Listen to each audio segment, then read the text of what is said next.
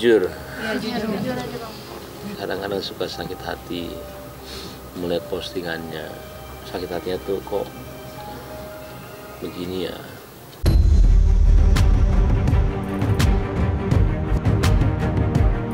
Kalau seorang laki-laki marah seperti ini sampai suratnya ada di pengadilan, Anda bisa menilai bagaimana kesabaran seseorang berakhir.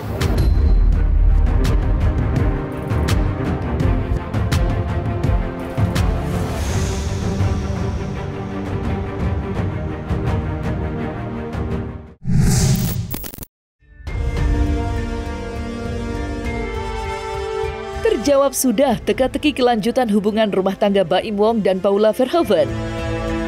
Ya, Baim Wong telah resmi melayangkan gugatan cerai kepada sang istri di Pengadilan Agama Jakarta Selatan. Hal itu diumumkan secara langsung oleh Baim lewat klarifikasinya bersama sang kuasa hukum pada tanggal 8 Oktober 2024 kemarin. Namun mengejutkannya, klarifikasi Baim Wong justru menyeret nama selebritis Dimas Seto yang mendadak jadi perbincangan panas di media sosial. Seakan jengah dengan hal itu, Dini Aminarti selaku istri dari Dimas Seto bahkan sampai mengunggah momen kebersamaannya bersama sang suami. Munculnya nama Dimas Seto sendiri tidak lepas dari klarifikasi Baim Wong yang merasa telah dikhianati oleh teman baiknya. Pasca ucapan itu tersebar, warganet seakan kembali diingatkan dengan unggahan penuh arti dari Baim Wong beberapa saat lalu. Tepatnya saat ia mengunggah potret menggendong putranya. Siapa yang belum punya anak? Saya doain biar cepat punya anak. Sabar, tapi jangan malah ganggu istri orang ya. Tulis Baim Wong. Kaitan terhadap Dimas Seto sendiri memang masih menjadi pertanyaan hingga detik ini. Parahnya, walaupun masih sebatas isu belaka, dugaan itu begitu kencang berhembus di media sosial. Entah apa yang sebenarnya terjadi. Akan tetapi, dugaan pengkhianatan itu dikabarkan telah berjalan selama 1 tahun lamanya. Lantas, seperti apa luapan kesedihan Baim Wong?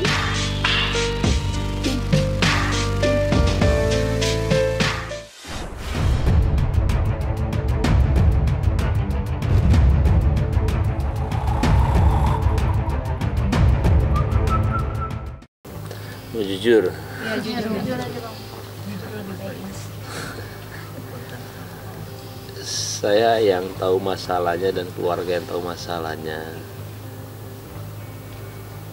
Kadang-kadang suka sakit hati melihat postingannya.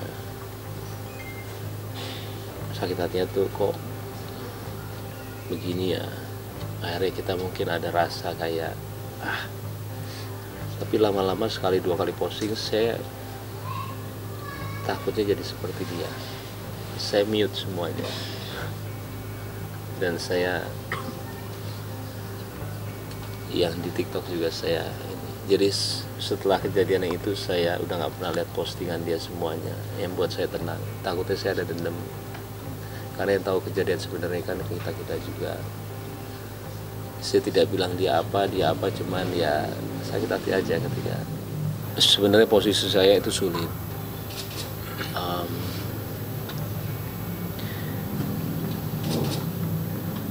Saya memang bisa dibilang dikhianati sama 2 orang terdekat saya, dari pihak perempuan sama laki-laki. Yang laki-lakinya itu adalah teman baik saya sendiri. Apa yang menjadi persoalan? Ini saya ibaratkan pagar makan tanaman. Saya nggak nyangkanya ketika saya mengetahui ada telepon laki-laki itu diganti sama pihak wanita dengan nama laki-laki. Ya kalian semua juga laki-laki ya. Ketika ada di posisi itu berat sekali untuk memaafkan. Karena Maaf, saya tidak tahu mereka itu ngapain. Saya juga tidak mau suzon, cuman dari rantai semua itu, karena ini sudah 1 tahun ketidakjujuran itu ada. Saya sendiri juga kadang-kadang suka nggak percaya. Jangankan kalian, saya aja nggak percaya apa yang terjadi sama saya. Karena saya selama ini cuman menahan semuanya selama 1 tahun. Saya karena anak saya itu nggak pernah ngecek handphone istri saya karena saya sangat percaya sama dia. Sekalipun saya nggak pernah. Ketika ada berita itu ada yang datangnya dari asisten pribadinya, saya nggak ngecek ya, maaf. Ini dikasih lihat saya. Terus saya mau ngomong apa? Saya nggak akan jabarin di sini semuanya. Saya ke keluarga saya tanya harus gimana, ini begini. Mereka bilang selesaikan. Dan juga saya nanya sama ayah saya. Satu kunci kehidupan saya dalam kehidupan, saya selalu menanyakan orang tua saya. Keputusan dia adalah keputusan saya. Mama saya udah nggak ada. Ayah saya bilang selesaikan. Mau bukti apa lagi, Pak Ibu? Itu adalah suara hati seorang suami dan laki-laki. Bagaimana sakitnya dihianati. Itu saja ya. Kalau seorang laki-laki marah seperti ini sampai suratnya ada di pengadilan, Anda bisa menilai bagaimana kesabaran seseorang berakhir. Itu saja kalau saya menilai. Karena saya begitu saya ditelepon, diceritakan, saya juga kaget, tapi saya nggak boleh ceritakan. Sabar sekali ini manusia.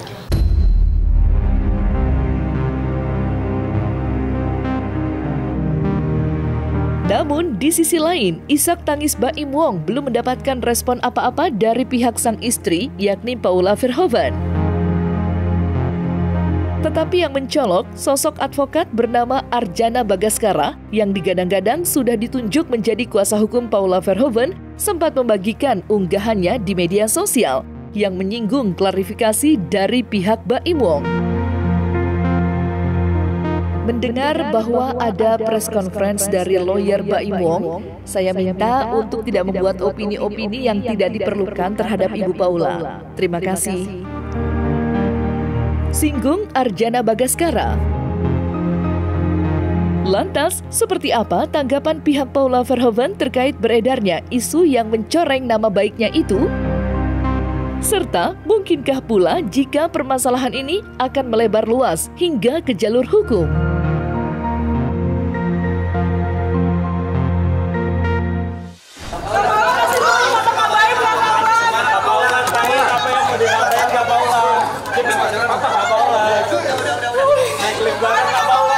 Apapun yang terjadi ke depannya, saya sama pengacara saya, ya kita sudah siap apa yang terjadi. Ya, paling itu aja, punten banget, saya nggak akan ada pertanyaan. Saya tahu kemana-mana. Sekali lagi maaf buat semua wartawan. Ya, udah itu aja sih.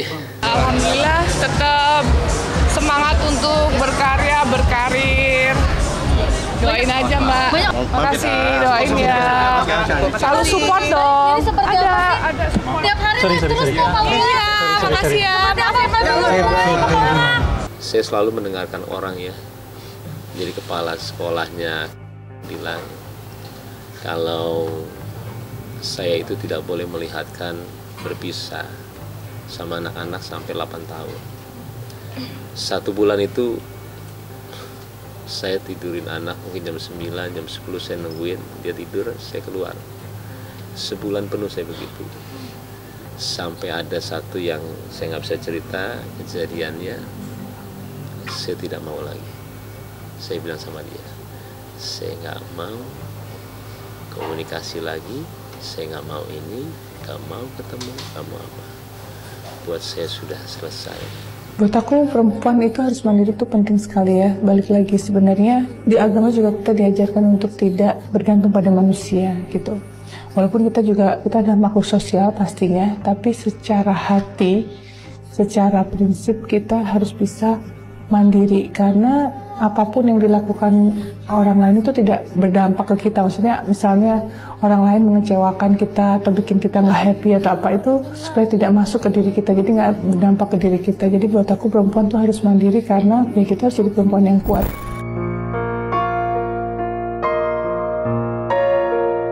Sementara itu, terkuaknya kisah pilu terkait kandasnya bahtera rumah tangga yang dijalin Baim Wong dan Paula Verhoeven memang membuat terkejut masyarakat luas. Apalagi dalam klarifikasinya kemarin, Baim sampai sesenggukan dan tak kuasa membendung derasnya air mata sedihnya. Namun yang menarik, Dodi Triasmara selaku pakar ekspresi justru menangkap hal yang cukup berbeda dari orang banyak. Karena menurutnya, ekspresi yang ditunjukkan oleh Baim bukanlah raut wajah orang yang tengah dilanda kesedihan mendalam, melainkan tengah memendam api amarah. Lantas, apa yang membuatnya menangkap hal tersebut? Serta, bagaimanakah pula penjelasan lengkap Dodi Triasmara terkait ekspresi Baim Wong dalam konferensi persnya itu? Dari awal Mas Baim itu kan memperlihatkan saat awalnya dia nangis ya. Awalnya dia nangis itu, terus kemudian hanya ada suaranya tidak terlalu jelas, artikulasinya tidak jelas. Dari awal situasi sebenarnya sudah menggambarkan dia dalam kondisi yang tidak terlalu cukup baik di posisi itu ya.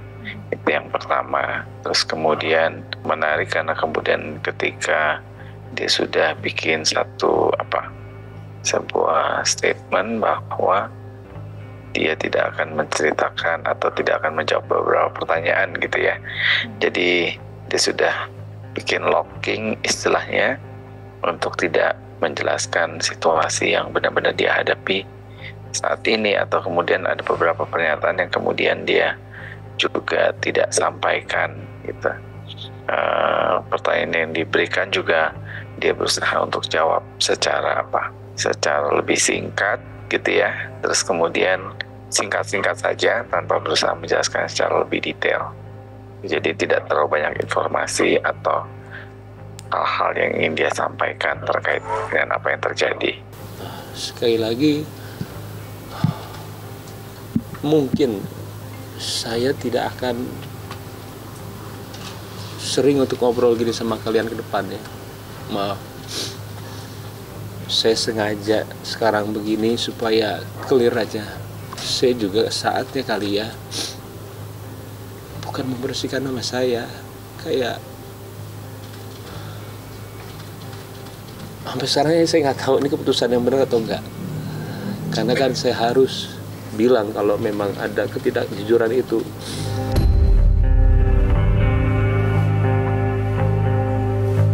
Ketika dia menyampaikan di awal gitu kan, kembali lagi ke sequence awalnya ya, karena ini kan potongannya udah yang bersangkutan sudah mulai menceritakan, tidak terlihat ada video awalnya di situ atau ketika dia memberikan statementnya itu gitu ya. Ya itu kan udah ke tengah dipotong nih seperti ini ya Mbak ya. Di situ dia terus kemudian pegang hidungnya gitu kan, hanya di situ matanya when the set moment biasanya tarikan matanya itu sudutnya ini ke bawah semua, ini ke bawah. Di situ dia tutup ini untuk cover the lip, area lip ya. Nah, di situ lebih nunjukin dia not the sad but it is more anger issue di situ sih Mbak sebenarnya. Itu jadi ada sesuatu yang ditahan di situ. Gambarannya gitu.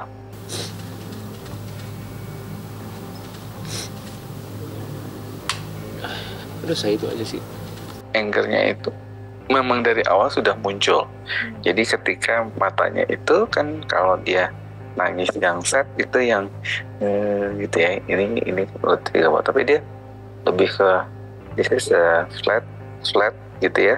Nah sudut-sudut matanya itu, terus kemudian sudut dari bibirnya itu juga ini, dan kemudian dia berusaha cover itu dengan gerakan nutup seperti ini. Nah yang bersangkutan sebenarnya sedang posisi anger state gitu ya. Jadi itu yang dia dan dia berusaha tutupi dengan apa? Belakangannya dia dengan menit awal 024 itu dia natapnya tajam lagi, terus kemudian dan berusaha green itu yang nahan dia punya pressure yang luar biasa.